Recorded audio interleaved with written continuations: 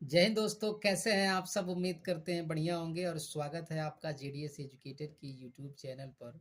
और आज के सेशन में हम यूपी टेट एसएसटी पेपर 2 के लिए क्या करेंगे, कुछ सवाल है जिस पर हम लोग डिस्कस करेंगे और उन सवालों को देखेंगे। यूपी टेट में जो सवाल पूछे जाते हैं उसी पर आधारित सारे प्रश्न हैं। ठीक है, तो प्रश्न आपसे पूछ रहा है कि 1923 में स्वराज पार्टी का गठन हुआ। ठीक है, तो स्वराज पार्टी का गठन किसने किया? 1923 में स्वराज पार्टी का गठन किसने किया? आपसे प्रश्न पूछ रहा है। ऑप्शन है महात्मा Gandhi, Vallabhbhai Patel, C R Das and Motilal Nehru और नेहरू जी। तो आपको पता है कि स्वराज पार्टी का गठन मोतीलाल नेहरू और सी आर दास ने किया था। ठीक है, जिसमें सी आर दास क्या थे, इसके अध्यक्ष थे और मोतीलाल नेहरू इसके क्या बने, सचिव बने। ठीक है, सचिव बने। ठीक है, स्वराज पार्टी का गठन का जो अगर उस उद्देश्य आपसे पूछ दे कि स्वराज पार्टी का गठन हुआ, इसके उद्देश्य क्या थे, तो इसका उद्देश्य ये था कि केंद्रीय विधानसभा में क्या करना, शामिल होना और सरकार की नीतियों का विरोध करना। ठीक है, आपको पता है कि इसी को लेकर 1937 में प्रांतीय चुनाव हुआ। 1937 में क्या हुआ, प्रांतीय चुनाव हुआ। कुल मिलाकर 11 प्रांतों में से 7 प्रांत में कांग्रेस को बहुमत मिला। ठीक है, तो असहयोग आंदोलन के बाद कांग्रेस के अंदर ही ये स्वराज पार्टी का गठन हुआ और इसका काम ये था कि हम क्या करेंगे, हम विधानसभा का चुनाव लड़ेंगे, केंद्रीय विधानसभा का चुनाव लड़ेंगे और उस चुनाव में क्या करेंगे, शामिल होंगे, जीतेंगे और उसके बाद हम सरकार की नीतियों के खिलाफ क्या करेंगे, बात करेंगे। ठीक है, तो प्रांतीय चुनाव आपसे पूछ दे कि कब हुआ था, तो 1937 में हुआ था। स्वराज पार्टी का गठन किसने किया था, तो सी आर दास और मोतीलाल नेहरू ने किया था। कब? 1923 में। ठीक है, इतना यूपी टेट के लिए बहुत है। आगे देखते हैं। नेक्स्ट क्वेश्चन आपसे पूछ रहा है कि झंडा गीत क्या है? विजयी विश्व तिरंगा प्यारा। विजयी विश्व तिरंगा प्यारा के रचयिता कौन है? ठीक है, तो ऑप्शन है रविन्द्रनाथ टैगोर, श्यामलाल गुप्ता पार्षद, हरिवंश राय बच्चन, हरिशंकर परसाई। ठीक है, तो आपके जवाब क्या होंगे? आपका जवाब होगा श्यामलाल गुप्त पार्षद। श्यामलाल गुप्त पार्षद ने ही झंडा समिति जो विजयी विश्व तिरंगा है, विजयी विश्व तिरंगा प्यारा, इसकी रचना इन्होंने ही की थी। ठीक है, इसको अगर हम कहें कि स्वीकृति कब मिली, स्वीकृति कब मिली, तो आपको पता है कि 1938 में कांग्रेस का हरिपुरा अधिवेशन हुआ। कांग्रेस का कौन सा अधिवेशन हुआ? हरिपुरा, हरिपुरा अधिवेशन हुआ और जिसके अध्यक्ष थे सुभाष बाबू। ठीक है, सुभाष चंद्र बोस इसके अध्यक्ष थे। और इसी 1938 में जो झंडा गीत है विजयी विश्व तिरंगा प्यारा, इसको स्वीकृति मिली थी। ठीक है, और यही आपसे पूछ दे कि सुभाष चंद्र बोस का जन्म कब हुआ था, सुभाष चंद्र बोस का जन्म कब हुआ था, तो आपको पता है कि 23 जनवरी को इनका क्या हुआ था, जन्म हुआ था। और इन्हीं के जन्म दिवस को हम क्या कहते हैं, पराक्रम दिवस कहते हैं। क्या कहते हैं? पराक्रम दिवस कहते हैं। ठीक है, तो 23 दिसंबर को क्या मनाया जाता है, 23 जनवरी को क्या मनाया जाता है, पराक्रम दिवस मनाया जाता है। ठीक है, तो ये सवाल आपको समझ में आए होंगे। नेक्स्ट क्वेश्चन हम देखते हैं और उस पर बात करते हैं। नेक्स्ट क्वेश्चन आपसे पूछ रहा है कि दालों में सबसे ज्यादा क्या पाया जाता है, यानी दाल के अंदर। ठीक है, दालों में सबसे ज्यादा क्या पाया जाता है? प्रोटीन, विटामिन, वसा, खनिज। आपको पता है कि दाल के अंदर क्या पाया जाता है, प्रोटीन पाया जाता है। इसीलिए डॉक्टर कहते हैं दाल का पानी पीने के लिए जब प्रोटीन की कमी होती है तो। ठीक है, तो दाल के अंदर भी क्या पाया जाता है, प्रोटीन पाया जाता है। कुल मिलाकर अगर हम बात करें, प्रोटीन के 2 प्रकार होते हैं, 2 प्रकार का प्रोटीन होता है। ठीक है, कितने? 2 प्रकार के। ठीक है, कौन कौन से होते हैं? एक तो हम कह सकते हैं कि एक जल में घुलनशील होता है। ठीक है, तो हम बात कर रहे थे कि दो प्रकार के क्या होते हैं, दो प्रकार के विटामिन होते हैं। ठीक है, दो प्रकार के विटामिन होते हैं। ठीक है, एक तो जल में घुलनशील होता है और दूसरा क्या होता है, वसा में घुलनशील। वसा में घुलनशील। तो जो जल में घुलनशील होता है उस वो कौन सा विटामिन है, उसे हम बी एंड सी बोलते हैं। बी और सी क्या है, ये जल में घुलनशील है। और वसा में, ठीक है, वसा में घुलनशील कौन है, तो वसा में घुलनशील विटामिन है ए, डी, ई और के। ठीक है, ये सारे जो विटामिन है ये वसा में घुलनशील है। ठीक, तो इससे भी कुछ सीखने को मिला। आगे देखते हैं नेक्स्ट क्वेश्चन। नेक्स्ट क्वेश्चन आपसे पूछ रहा है कि भारत में राष्ट्रपति अपना कार्यकाल पूरा होने से पहले अपना त्यागपत्र किसे देता है। ठीक है, त्यागपत्र की बात आती है तो भारत का जो राष्ट्रपति है वो अपना त्यागपत्र किसे देगा। एक तो हम समझ सकते हैं राष्ट्रपति त्यागपत्र किसे देगा, उपराष्ट्रपति को देगा। ठीक है, उप राष्ट्रपति को देगा, उपराष्ट्रपति। ठीक है, तो भारत का राष्ट्रपति अपना त्यागपत्र किसे देगा, उपराष्ट्रपति को देगा। ठीक है, और ये किसको देगा, उपराष्ट्रपति किसको त्यागपत्र देगा, राष्ट्रपति को देगा। ठीक है, वहीं लोकसभा की बात करें तो लोकसभा अध्यक्ष और उपाध्यक्ष आपस में क्या करते हैं, पद का, जैसे कि हम लोकसभा की अगर बात करें, अगर आपसे हम लोकसभा की बात करें तो लोकसभा का जो अध्यक्ष होता है वो उपाध्यक्ष को देता है और उपाध्यक्ष अध्यक्ष को देता है। ठीक है, और यही कुछ आर्टिकल अगर हम समझ लें, ठीक है, तो मुख्य न्यायाधीश भारतीय संविधान के किस आर्टिकल में इसकी बात की गई है। अगर मैं आपसे पूछूं कि वो आर्टिकल कौन सा है जिसमें, तो आपको पता है कि 124, क्या है, 124 में मुख्य न्यायाधीश की बात की गई है। उपराष्ट्रपति की अगर हम बात करें तो उपराष्ट्रपति का अनुच्छेद क्या है, अनुच्छेद 63 है। क्या है, अनुच्छेद 63 है। वहीं अगर हम लोकसभा की बात करें तो लोकसभा का हम अगर बात करें तो इसका कितना अनुच्छेद है, अनुच्छेद 81 है। और राज्यसभा की बात करें, राज्यसभा की बात करें तो राज्यसभा अनुच्छेद 80 है, जिसको हम क्या कहते हैं, जिसको हम उच्च सदन कहते हैं। उच्च सदन कहते हैं, ये कभी भंग नहीं होता। ये एक ऐसा सदन है जो कभी भंग नहीं होता है। हर 2 साल के बाद इसके जो सदस्य होते हैं वो क्या हो जाते हैं, वो अपना हट जाते हैं, और हटने के बाद क्या हो जाते हैं, उन्हीं की जगह पे दूसरे लोग चुनकर आ जाते हैं। ठीक है, तो ये बात हमने समझा। फिर आगे समझते हैं।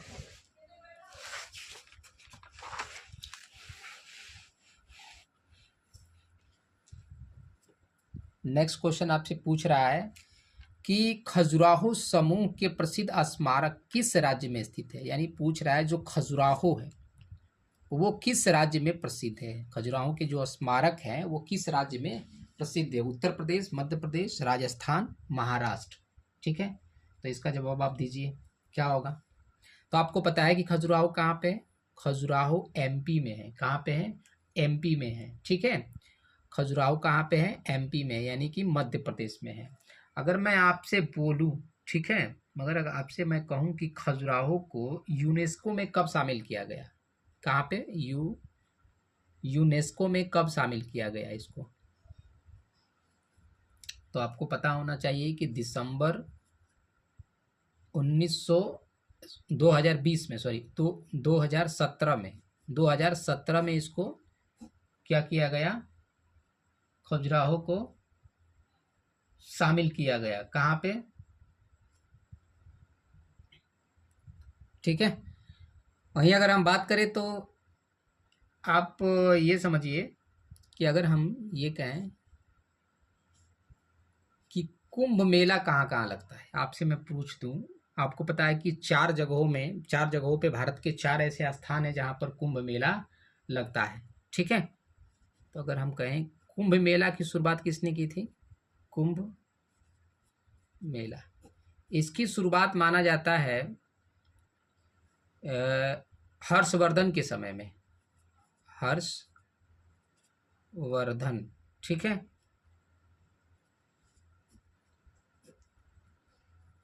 हर्षवर्धन के काल से माना जाता है कुंभ मेला की शुरुआत। और इसी समय कौन आया था? हर्षवर्धन के शासन काल में हेनसांग आया था, हेनसांग। और मैं पूछूं आपसे कि हेनसांग कौन था, तो ये एक चीनी यात्री था। क्या था? एक चीनी यात्री था जो हेनसांग के शासन काल में भारत आया था। तो वो कौन से 4 जगह है जहां पर कुंभ मेला लगता है, तो आपको याद होने चाहिए, ठीक है। पहला पहला हम लिख लेंगे वो 4 स्थान, ठीक है। हरिद्वार, क्या है? हरिद्वार, ठीक है। हरिद्वार किस नदी पर? तो गंगा नदी पर, गंगा नदी पर, ठीक है। गंगा नदी पर। अब गंगा नदी कहाँ पड़ता है आपको? ये हरिद्वार कहाँ पड़ता है? उत्तराखंड में, उत्तराखंड में। दूसरा कहाँ लगता है? दूसरा आपका यूपी में लगता है। यूपी कहाँ? प्रयागराज में, प्रयागराज में, ठीक है। गंगा यमुना, ठीक है। कौन सी नदी है? गंगा यमुना संगम पर लगता है, ठीक है। तीसरा मैं आपसे पूछ दूं तो नासिक में भी लगता है, नासिक, ठीक है। नासिक किस नदी पर है? तो गोदावरी नदी पर है, गोदावरी नदी पर है। और चौथा कहाँ लगता है? एक तो उज्जैन में लगता है, उज्जैन में। पूछता है कि उज्जैन किस नदी के किनारे है, तो आपको जवाब होना चाहिए क्षिप्रा नदी। कौन सी नदी है? क्षिप्रा नदी, ठीक है। तो ये सारे सवाल हम याद रखेंगे। आगे बढ़ते हैं। पूछ रहा है आपसे कि विश्व एड्स दिवस मनाया जाता है, ठीक है। यानी कि एड्स दिवस कब मनाया जाता है? एड्स दिवस मनाया जाता है 1 दिसंबर को। कब मनाया जाता है? 1 दिसंबर को एड्स दिवस मनाया जाता है। कब मनाया जाता है? तो 1 दिसंबर को क्या मनाया जाता है? एड्स दिवस मनाया जाता है।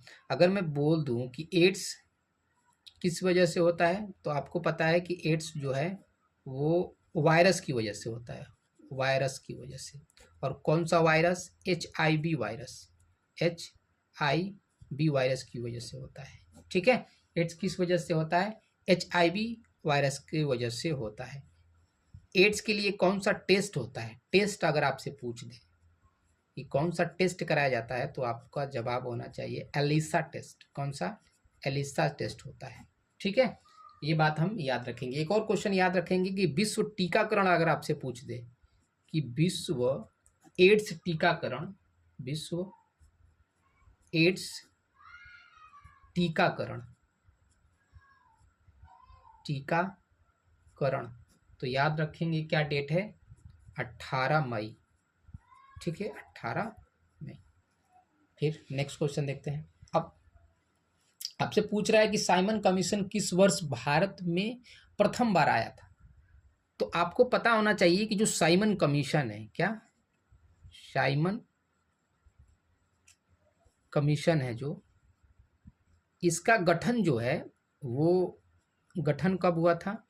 गठन हुआ था 1927 में। और ये जब भारत आया, भारत को आया था कब? भारत आया 1928 में, ठीक है। भारत क्यों आया था? भारत का पॉलिटिकल फ्यूचर डिसाइड करने लेके, हम भारतीय अपना संविधान कैसे बनाएंगे। लॉर्ड बिरकन हेड ने क्या किया था? चैलेंज किया था इसी समय कि अगर भारतीयों के पास इतनी शक्ति है, ताकत है, तो एक क्या करो कि तुम लोग एक संविधान बनाकर दिखाओ। अब इसको नेहरू जी के पिताजी ने, मोतीलाल नेहरू ने इसको एक्सेप्ट किया, उसके अध्यक्ष रहे। और उन्होंने क्या किया? एक समिति बनाई और उस आधार पर क्या हुआ? भारत में संविधान निर्माण की बात हुई, ठीक है। तो जब साइमन भारत आया, इसमें कुल मिलाकर इसका विरोध भी हुआ था। इसमें कुल मिलाकर 7 सदस्य थे और इसमें एक भी भारतीय नहीं थे। इसमें क्या थे? एक भी भारतीय सदस्य नहीं थे। इसलिए इस क्या होगा? इस बिल का विरोध होगा और साइमन गो बैक के नारे लगाए जाएंगे। साइमन गो बैक के नारे। अब ये पूछता है कि ये नारा किसने दिया, तो आपको याद होना चाहिए कि यह नारा यूसुफ मेहर अली ने दिया था। यूसुफ मेहर अली ने दिया था। ठीक है, किसने दिया था? यूसुफ मेहर अली ने दिया था। आगे नेक्स्ट क्वेश्चन आपसे पूछ रहा है कि नागार्जुन सागर बांध किस नदी पर बना है? गोदावरी नदी पर, कृष्णा नदी पर, गंगा नदी पर, कावेरी नदी पर। तो आपका जवाब होगा क्या भाई? नागार्जुन सागर बांध किस नदी पर है? तो आपका जवाब होगा कृष्णा नदी पर। कहाँ पर है? कृष्णा नदी पर है। गोदावरी को क्या कहा जाता है? गोदावरी को दक्षिण की गंगा कहा जाता है। दक्षिण की गंगा कहा जाता है। ठीक है, ठीक है। गोदावरी को क्या कहा जाता है? दक्षिण की गंगा कहा जाता है। अगर वहीं आपसे पूछ दूं कि कावेरी को क्या कहा जाता है, तो कावेरी को दक्षिण भारत की गंगा कहा जाता है। दक्षिण भारत की गंगा कहा जाता है। ठीक है, इसी कावेरी नदी पर एक परियोजना है जिसका नाम है शिव समुद्रम परियोजना। शिव समुद्रम, ठीक है, परियोजना, ठीक है। आपसे पूछे कि शिव समुद्रम परियोजना कहाँ पर है, तो कावेरी नदी पर है। ठीक है, भारत की गंगा बोला जाता है गंगा नदी को। ठीक है, याद रखेंगे। नागार्जुन सागर बांध किस नदी पर है? तो कृष्णा नदी पर है। आगे पूछ रहा है कि रियाद किस देश की राजधानी है? रियाद किस देश की राजधानी है? म्यांमार, बांग्लादेश, सऊदी अरब, इनमें से कोई नहीं। आसान जवाब है, आप बता देंगे क्या होगा? सऊदी अरब। ठीक है, अगर सऊदी अरब की मुद्रा पूछ दे आपसे, इसकी मुद्रा बताइए, तो इसकी मुद्रा है रियाल। क्या है? रियाल। म्यांमार की राजधानी पूछ दे तो क्या है? नेपिडो है। ठीक है, नेपिडो है।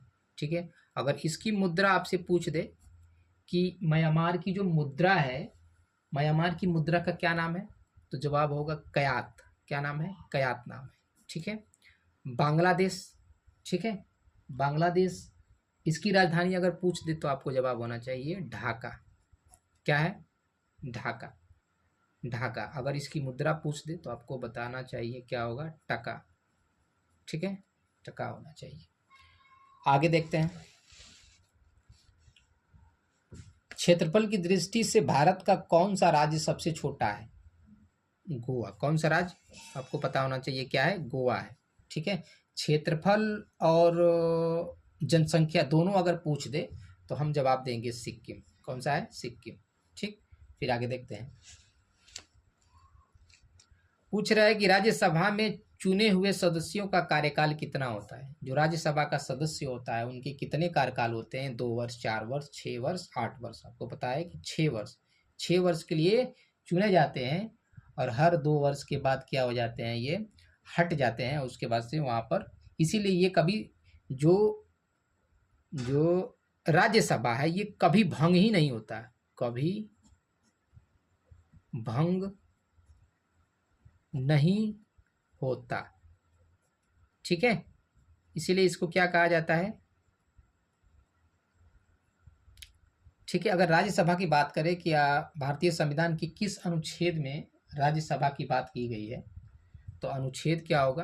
अनुच्छेद होगा 80। ठीक, हम ये बात याद रखेंगे। आगे देखते हैं।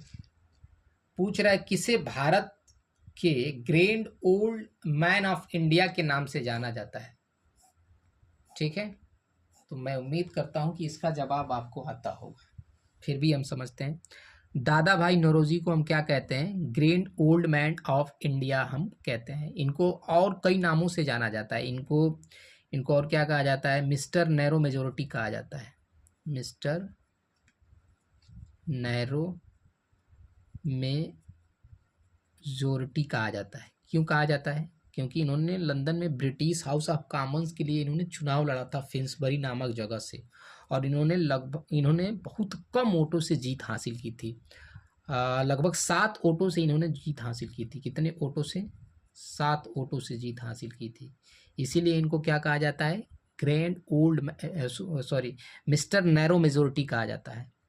क्या कहा जाता है? मिस्टर नैरो मेजोरिटी कहा जाता है। इनको grand old man of India भी कहा जाता है। इनकी न्यूज़ पेपर का अगर बात कर दे तो इनका एक न्यूज़ पेपर था, ठीक है, न्यूज़ पेपर, उसका नाम था रास्त गुफ्तार। क्या नाम था? रास्त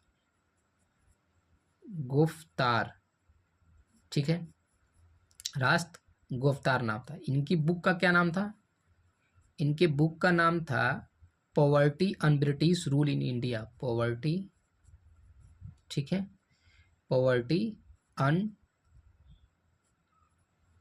ब्रिटिश रूल इन इंडिया, यानी जो भारतीयों का शासन है वो भारत में क्या है? अन ब्रिटिश है, क्योंकि जो अंग्रेज थे वो कहते थे कि हम सिविलाइज्ड हैं, और भारत के साथ ऐसी बर्बरता जो थी उनकी, वो अच्छी नहीं थी। और इसी बुक में इन्होंने एक क्वेश्चन याद रखेंगे, धन निकासी का सिद्धांत दिया था। धन निकासी का सिद्धांत इन्होंने दिया था, ठीक है। ड्रेन ऑफ वेल्थ की थ्योरी इन्होंने ही दी थी, दादा भाई नौरोजी ने। कांग्रेस के कुल मिलाकर 3 बार अध्यक्ष रहे। प्रश्न आप पूछ दे कि दादा भाई नौरोजी कांग्रेस के कितने बार अध्यक्ष रहे, तो कांग्रेस के 3 बार अध्यक्ष रहे। कितने बार? 3 बार अध्यक्ष रहे। डेट आप पूछ दे तो ये कांग्रेस के दूसरे अध्यक्ष थे 1886 में, कलकत्ता, ठीक है। उसके बाद से 1893 में लाहौर, ठीक है। उसके बाद से 1906 में, ठीक है, ये क्या थे? कलकत्ता। फिर तो इतनी बातें हम क्या करेंगे, इनके बारे में हम याद रखेंगे, ठीक है। आगे समझते हैं। आपसे पूछ रहा है कि काजीरंगा राष्ट्रीय उद्यान स्थित है। काजीरंगा राष्ट्रीय उद्यान कहाँ स्थित है? एक क्वेश्चन हमें लगता है कि आपको बता देना चाहिए यहाँ पर। अगर grand old man of India पूछ रहा है तो हम क्या बताएंगे? दादा भाई नौरोजी बताएंगे, ठीक है। अगर यही आपसे पूछ दे कि यही पूछते आपसे कि grand old lady of India पूछते, लेडी ऑफ इंडिया, तो जवाब होगा अरुणा आसफ अली। अरुणा आसफ अली, ठीक है। अब आगे देखते हैं।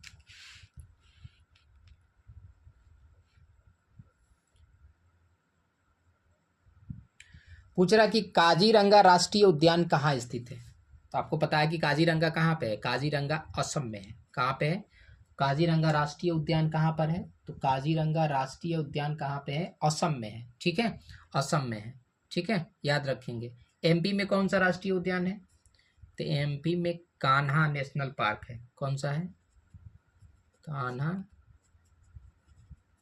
नेशनल उद्यान, ठीक है। पश्चिम बंगाल में कौन है?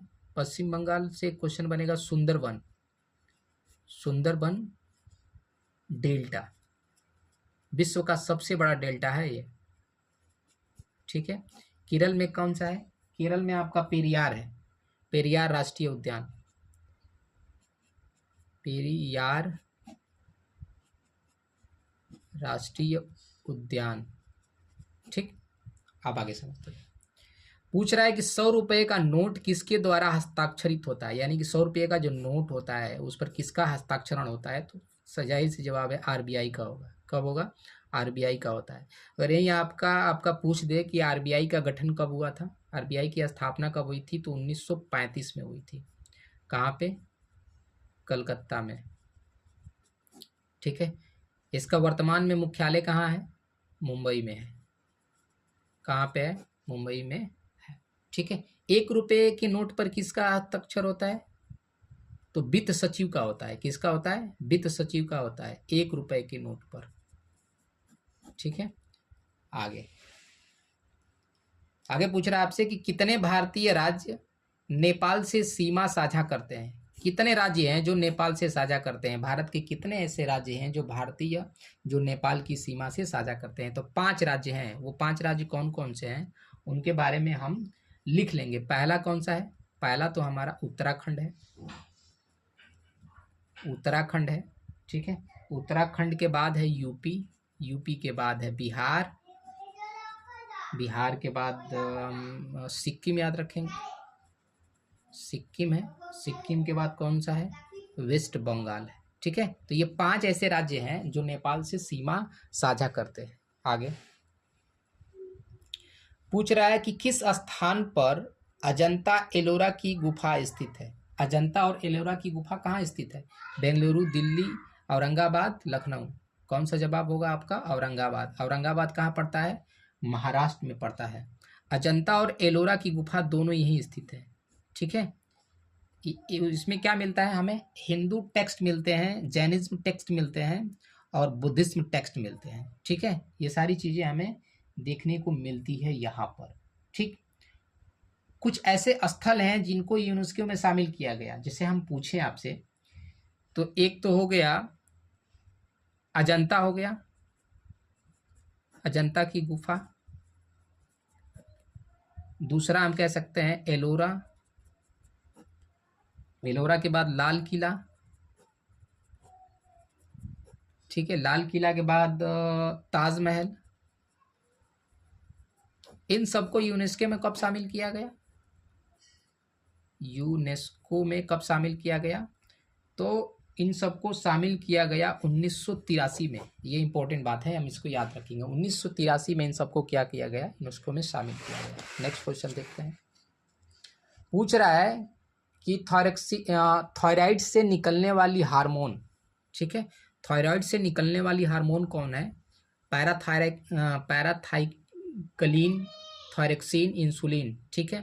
तो क्या होगा? थायरोक्सिन निकलता है, ठीक है। और इसी की वजह से कौन सा रोग होता है? घीघा रोग होता है, घीघा, जिसको हम ग्वाइटर भी बोलते हैं। क्या बोलते हैं? ग्वाइटर बोलते हैं, ठीक है, ग्वाइटर बोलते हैं। इंसुलिन से कौन सी बीमारी होती है? शुगर हो जाता है। क्या हो जाता है? शुगर, शुगर, ठीक है। आगे देखते हैं। पूछ रहा है कि इन बादशाहों में से कलंदर के नाम से कौन विख्यात है? कलंदर के नाम से कौन विख्यात है? बाबर, हुमायूं, अकबर, शाहजहां। तो आपको पता है कि कलंदर बाबर को कहा जाता है। किसको कहा जाता है? बाबर को कहा जाता है। बाबर ने भारत में कुल मिलाकर 4 युद्ध लड़े। कितने युद्ध? 4 लड़े। उसने काबुल को जीता था, उसने काबुल को जीता था 1504 ईस्वी में, उसने काबुल को जीत लिया। और उसके बाद वो भारत में 4 युद्ध लड़ता है। पहला पानीपत का, पानीपत,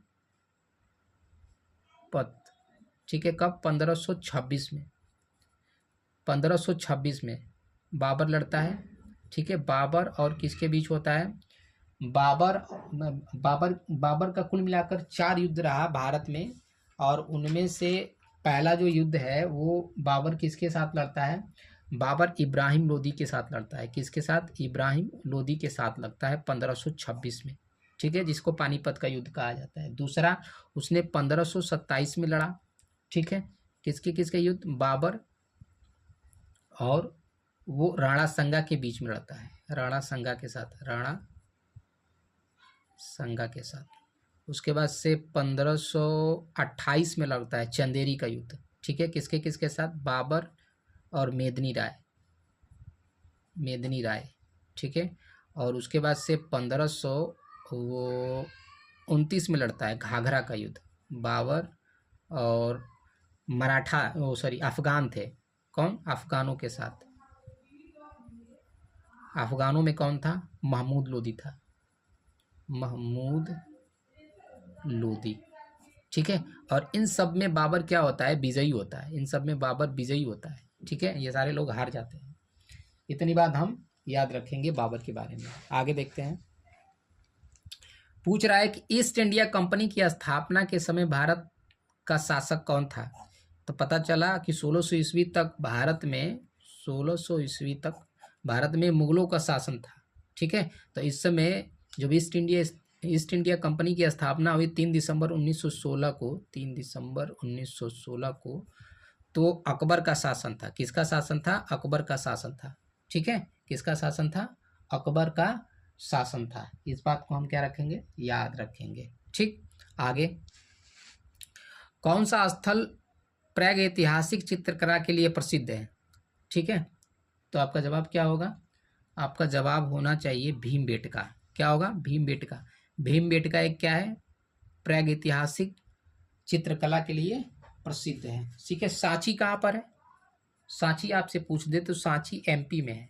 ठीक है, इसका निर्माण किसने करवाया था? इसका निर्माण अशोक ने करवाया था। अशोक ने करवाया था। ठीक है, किसने करवाया था? अशोक ने करवाया था। इसको यूनेस्को में कब शामिल किया गया? यूनेस्को में इसको 2003 में शामिल किया गया। 2003 में। ठीक है, यूनेस्को में इसको शामिल किया गया। तो आज के सेशन में इतना ही, फिर मिलेंगे कल की क्लास में। नमस्कार दोस्तों।